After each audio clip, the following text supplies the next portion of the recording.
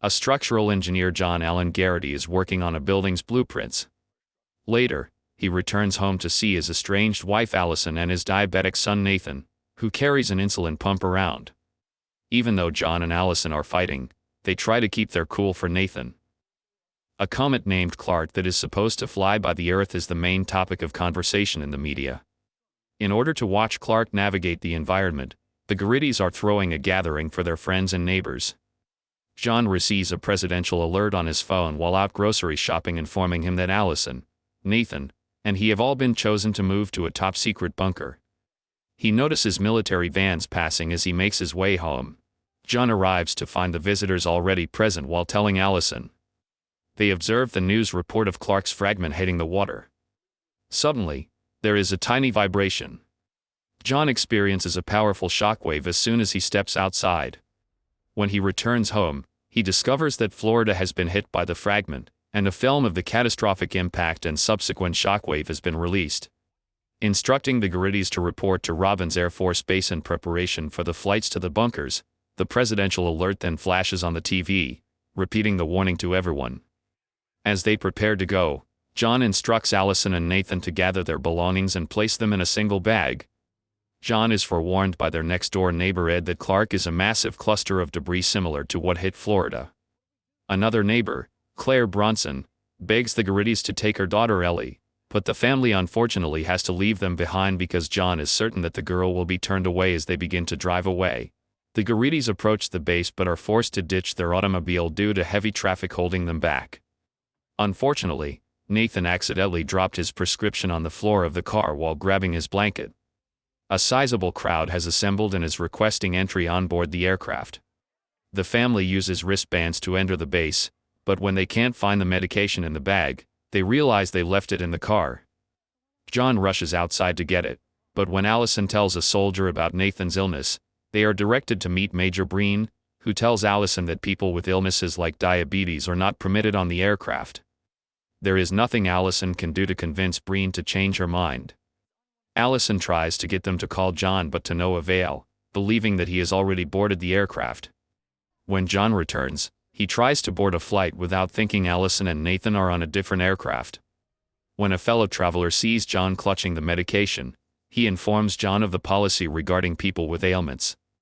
Just as the mob attempts to rush the aircraft by smashing through the gates, he requests to be allowed to leave. Some of them fire at the base employees while armed, prompting one of them to drop a fuel pump. John organizes everyone to evacuate just before the gasoline is about to ignite. Just as the jet explodes and two more blow up, killing many people, everyone starts running toward the gates. John escapes just in time and sprints back to his vehicle. Allison and Nathan discover the car had been broken into. John is instructed to meet them at her father's home in Lexington, Kentucky, in a message that she leaves for him. John discovers the note and proceeds. To get Nathan's medication, Allison brings him to a store that is being robbed. Soon after entering the area, gunmen start shooting at many persons. Up until a man is in front of her, Allison works her way toward the front. The man releases them after she makes a plea for Nathan's life. In order to get them to Knoxville, Tennessee, she catches up with Judy and persuades her husband Ralph to drive them. As John walks through the city, he encounters more robbers and sees more Clark pieces flying through the sky. He goes to a rooftop party in an effort to acquire a reception to call Allison.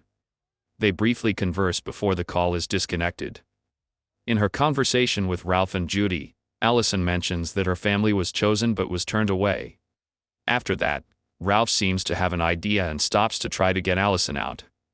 As Ralph and Judy abduct Nathan, she struggles with him but ultimately loses the battle and has her wristband taken away.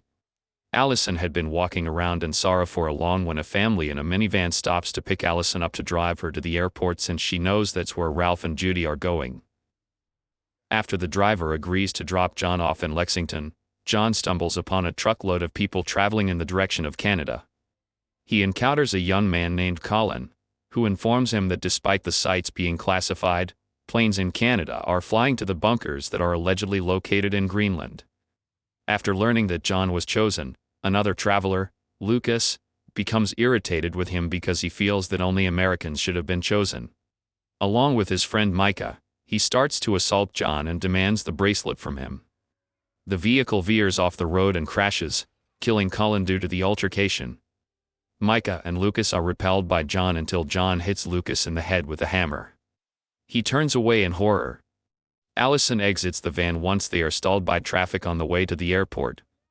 Ralph and Judy continue until they reach the base, where they use the wristbands to pretend Nathan is their kid in order to enter. Nathan informs the soldier that he has been kidnapped and follows along with them while the couple is being taken into custody. He is taken into a medical cab just before Allison arrives. A soldier assists her as she passes past a few tents before she is reunited with Nathan. The next morning, John enters a neighborhood that is deserted and breaks into a home in search of food and water. When he switches on the television, he sees reports of even worse effects occurring all over the world, as well as the worst effects of Clark expected to strike Europe the following day, with estimates of 70% of plant and animal life being wiped off along with more than 75 million dead. He borrows an automobile to get to the house of Allison's father Dale. After some time, Allison makes a call to arrange to be picked up with Nathan in the nearby neighborhood. Dale observes that there are still problems between John and Allison after his return. The family then continues to watch the news while attempting to come to terms with the knowledge that they will probably pass away in a day. John decides to make an effort to arrive in time after recalling Colin's warning about the planes heading to Greenland. They give Dale the option of joining them, but he chooses to remain at home and accept his demise.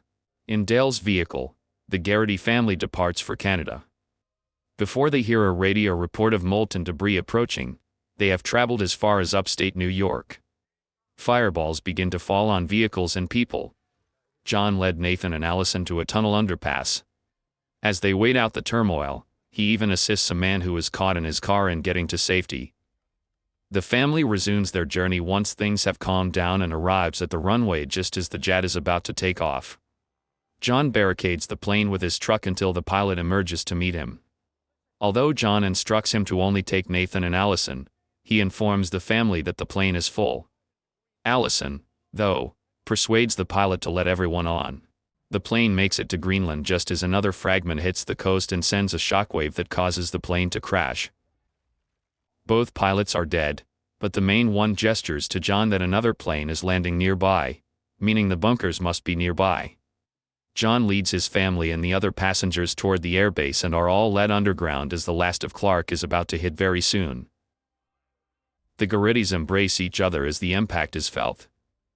9 months later, stations in Sydney, New Delhi, Paris, and other cities around the globe begin to communicate with Greenland. The survivors can now enter what is left of the world since the radiation-damaged atmosphere has begun to clear. The Garritys join them in their joy when they see birds flying by.